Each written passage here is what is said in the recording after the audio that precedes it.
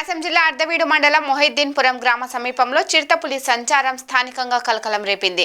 రాత్రి సమయంలో కారులో అర్ధవీడు నుండి దొనకొండకు వెళ్తున్న ముగ్గురు వ్యక్తులకు చిరుతపులి రోడ్డు దాటుతూ కనిపించింది. దీంతో కారులో ఉన్న ప్రయాణికులు తీవ్ర ఆందోళన చెందారు. వెంటనే అటవీశాఖ సిబ్బందులకు సమాచారం అందించారు.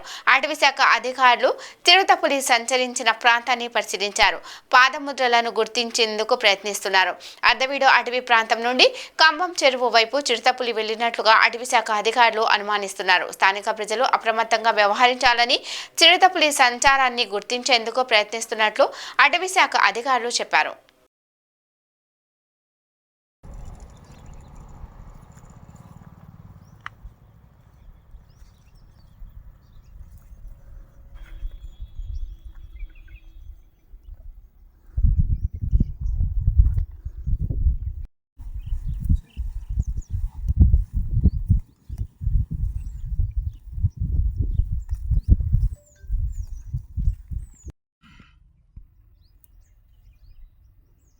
ఇది గొర్రె చిన్నపిల్లలు